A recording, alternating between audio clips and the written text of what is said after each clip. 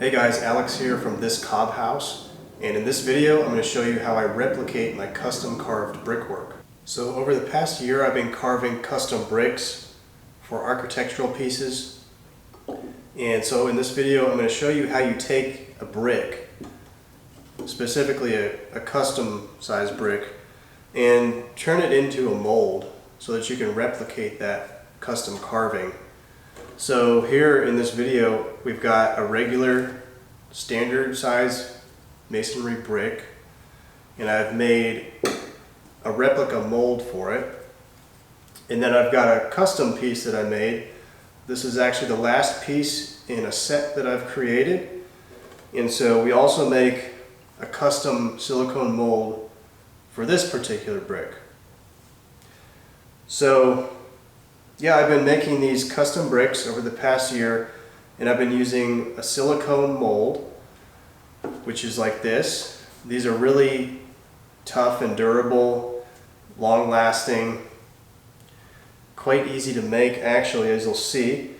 And so what I've done is I've taken these regular standard bricks and I've actually carved these with chisels and my die grinder, and turned them into custom shapes for architectural pieces. So to carve, for example, to carve this one piece would take me maybe 2 hours. So I don't want to have to carve every brick individually. So what I've done is created molds, and then I pour concrete into the mold to replicate the bricks. So now let me show you how I go about creating these molds. And I'll leave links to all my materials and tools down in the description below. So let's get started.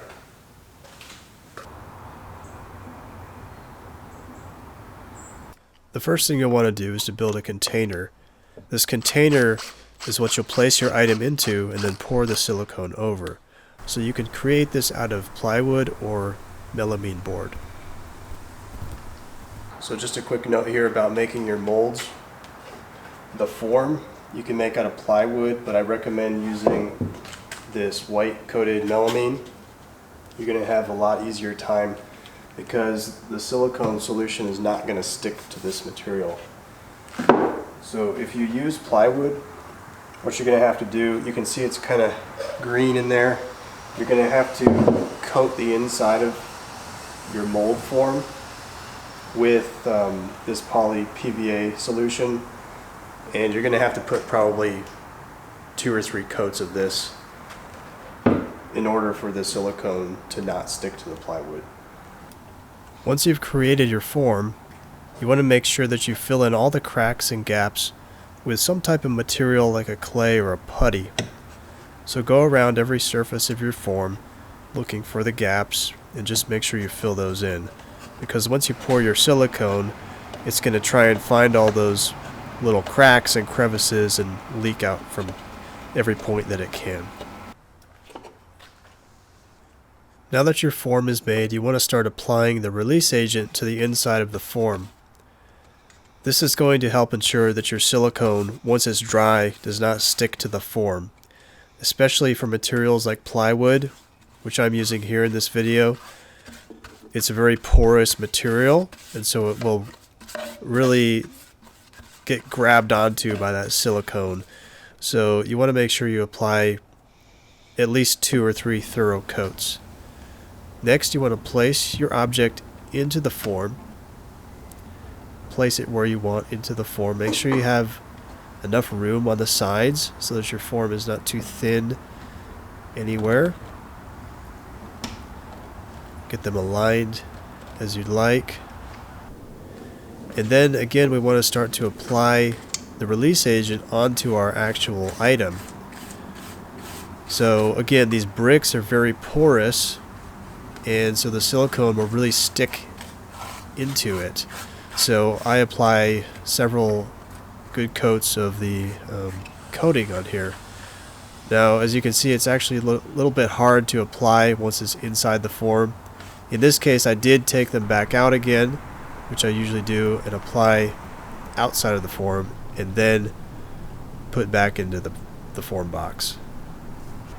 Next, I apply another release agent over the bricks and the form, This helps to ensure again that the silicone does not stick to the bricks or the wood.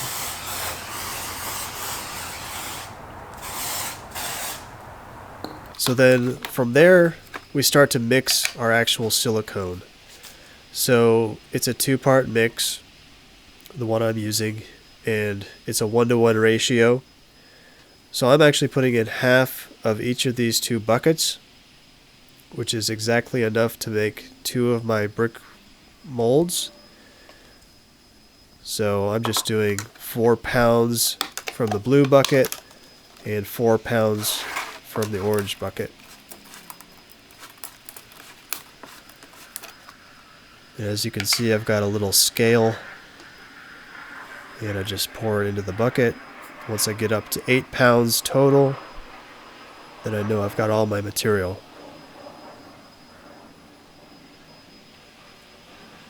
And then just mix.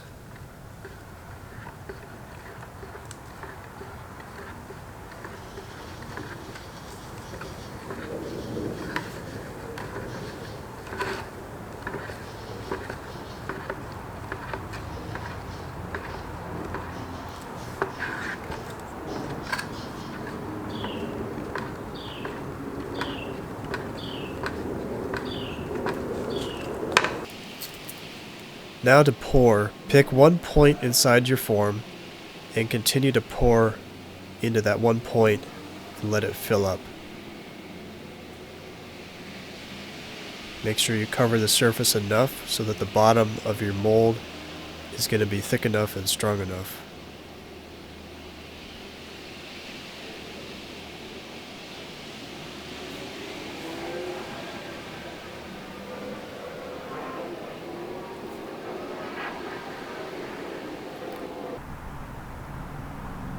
Now you want to let this dry for at least 16 hours. And then once it's dry, start to tear apart your form. And this can take some time. If you have a plywood form like mine, it's still going to get stuck to the silicone, so it can be some work.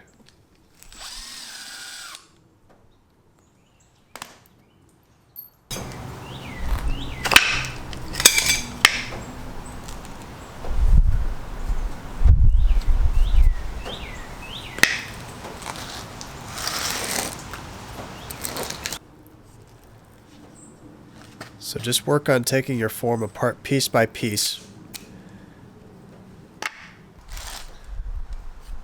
I usually have to pry it apart. Just work on it bit by bit.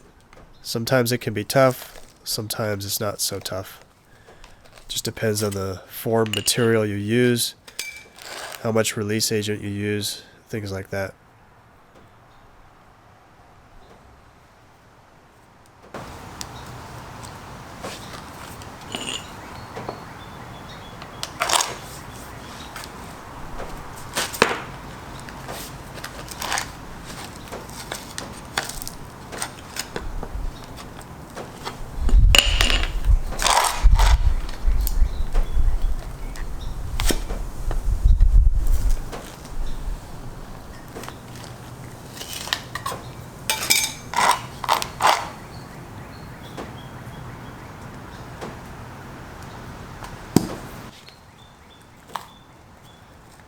Now start to work on actually taking your item out of the silicone. For me, with these bricks, it can be very difficult sometimes because these bricks are so porous. They really cling with the silicone. So to take these 2 bricks out can take me half an hour sometimes.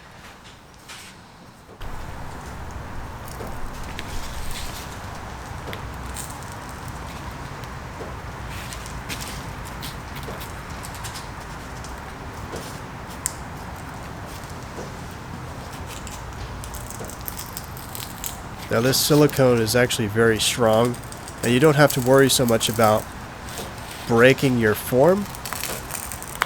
So you can really push on it and really pull on it, not have to worry about it breaking. And there we go. two beautiful brick forms. So I hope you enjoyed this video about how I make my silicone molds for my custom brickwork. And if you want to replicate anything into a concrete version, this is an excellent way to do it.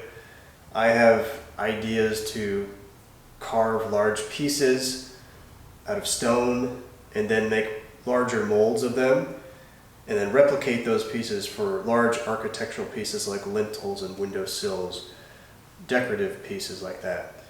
So there's a lot you can do with this, and this material, this Polytek silicone mix, has been extremely useful over the past year for my project, so I really recommend it if you're doing any kind of project like this. And so thanks for watching this video. I hope you enjoyed it. Please like down below if you did, comment, and subscribe to my YouTube channel. And thanks again for watching, and I'll see you next time.